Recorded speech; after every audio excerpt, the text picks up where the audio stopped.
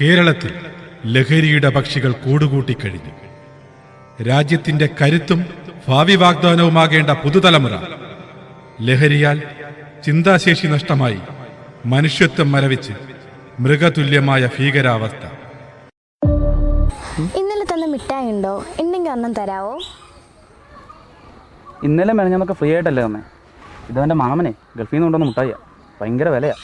അതുകൊണ്ട് ഇനിയും മിഠായി വേണമെങ്കിൽ പൈസ തരണം. അതിനെന്താ തരാമല്ലോ. 10 രൂപയോ? ഒരു മുട്ടായിക്ക് 400 രൂപയാ. അയ്യോ, 400 രൂപയോ? അത്രയും പൈസ എൻ്റെ കയ്യിലില്ല. അത് കുഴപ്പമില്ല, മോള് വീട്ടിൽ ചെന്നിട്ടേ അച്ഛനോട് എന്തെങ്കിലും കള്ളം പറഞ്ഞ് വാങ്ങിക്കണം വന്നാൽ മതി.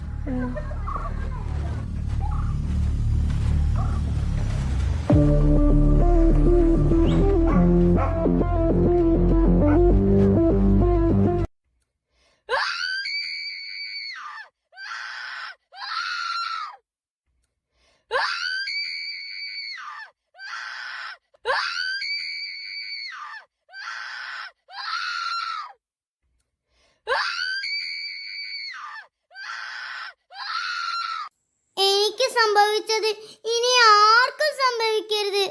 നിങ്ങളുടെ സ്വർഗം കുടുംബമായിരിക്കണം. നിങ്ങളുടെ സ്വർഗം ഈ വിദ്യാലയമാണ്. നമ്മളാണ് ഈ രാജ്യത്തിന്റെ കരുത്ത്. നമ്മൾ ലഹരിക്ക് അടിമപ്പെടാൻ പാടില്ല. നാം പ്രതികരിക്കണം. നമ്മൾ ഉറപ്പായും പ്രതികരിക്കും. നമുക്ക് കൈകോർക്കാം. Say no to drugs. Say no to drugs. Say no to drugs.